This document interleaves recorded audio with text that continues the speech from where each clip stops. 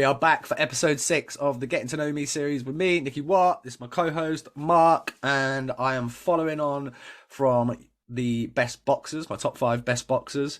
What have you got for me today, Mark? So, this is one that's going to get everyone guessing. This is your top 5 ice hockey players. Oh, now this could go anywhere because obviously I've been watching ice hockey for such a long time. I could have probably done a top 20. I'm not going to lie. Guys like Steve Yzerman, Joe Sakic, Pavel Datsyuk, Sidney Crosby, Mario Lemieux, Sergei Fedorov, Wayne Gretzky. None of them are in my top 5. But they're all phenomenal. And yeah, they're all massively skilled. But yeah, those guys are not in my top 5. Even like Brett Hull, Mike Modano, Paul Kariya, Teemu Selanne. I mean, the list goes on and on and on, but they're not my top 5. You could have seen why I could have done a top probably 100 with this, and that's just going off the top of my head. But we'll go for the top 5 then. Yeah, starts on number 5 then, bud. The Swedish Stallion, Peter Forsberg, probably the best two-way player the game's ever seen. Biggest, strongest, mutant, couple of cups. Dominant in the playoffs, played through injuries, so big, so strong, so fast, played physical, that stereotypical nasty Swede that would go to the net. And yeah, part of those Colorado Avalanche teams with Joe Sakic that were just phenomenal. Adam Deadmarsh, guys like that. Brutal. Good choice. So with that, who's your number 4? Number 4, big number 88. Eric Lindros. He was one of my favourite players when he was playing for Philadelphia with John Leclerc, Mark Recchi, that kind of era.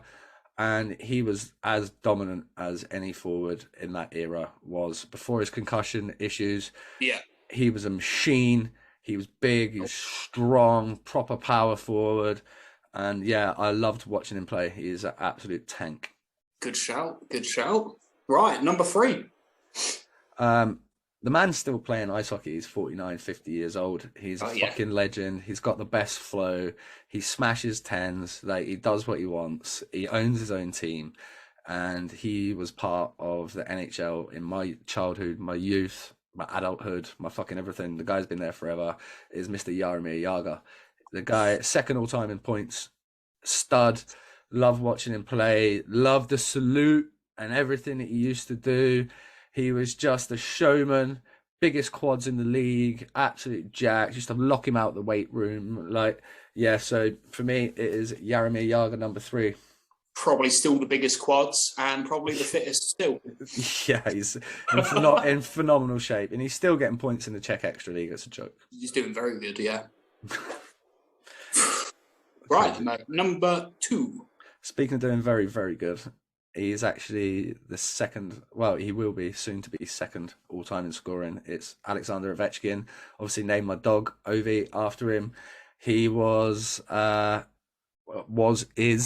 phenomenal talent. Like, he was a joke as a rookie coming through, tinted visor, all the attitude, and was just phenomenal. The whole him versus Crosby thing throughout their career has been super interesting to watch.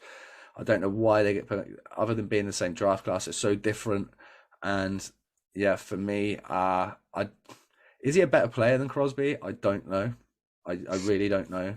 But he is a better goal scorer than anybody that's ever played ice hockey, ever. Yeah. Including Gretzky. Mike Bossy might be right up there. Mike Bossy could be there. That guy his goals per game average, although he didn't have the very top, he had probably the top goals per game average. The guy was a stud. But watching Ovechkin play, the fact that you know exactly what he's going to do and you still can't stop it is crazy. Oh, the guy's a unit as well. Oh, he's a unit. And now he's got like mini Ovi at the rink and he's doing like fist pumps with him through the glass after scoring hat tricks and stuff. You can't not like the guy. He drinks like full fat Pepsi on the bench, and yeah, he's just a weapon. He does what he wants, and I love it. And he also, when they won the cup, he danced in the fountains in Vegas, and then was behind the decks with Tiesto with the Stanley Cup. So he literally does what he wants. He's got Putin's card. We've heard that on Chicklets before. So yeah, number 2. Obviously that leads us to the top spot. And anybody that's knows me growing up could probably guess this one. I'll pause for a second while you have a little guess. What's your guess? Project. No, Pavel Bure. Oh, funk. Pavel I should Bure. have done that. I did Oh. say it. You said Ojic. I said no. It was his boy. As much as I love tough guys, I couldn't have tough guys in that list. But Pavel Bure, the Russian Rocket, the reason I wore number 10 growing up, the reason that I wanted to score goals, practicing his moves, kicking it off my skating practice as a kid, doing everything, trying to do everything that he did, trying to emulate it. I mean, it's very difficult to do that because he was an absolute stud. But for me, Pavel Bure is number one. And that will be no shock to a few of the Basingstoke people that'll be sitting watching this right now. They'll go, yeah, I knew that before we started. But yeah, that was my top 5 ice hockey players. Like I said, that could have been a top 50 list quite easily. But join us again for another episode very soon, where I'm sure Mark will be grilling me on what you're going to give him this teaser. What is it? Do you know? Okay. Go. What have we got? So we've gone with your top 5 favourite hockey players.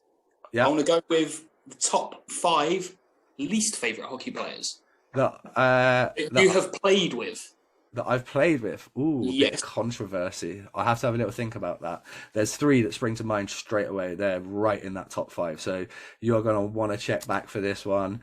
Have a little guess who my top 5 worst teammates are in the comments below. This could get interesting, and there might be quite a bit of traction. So have a good day, and thanks for watching. We'll see you again soon. Cheers. Cheers.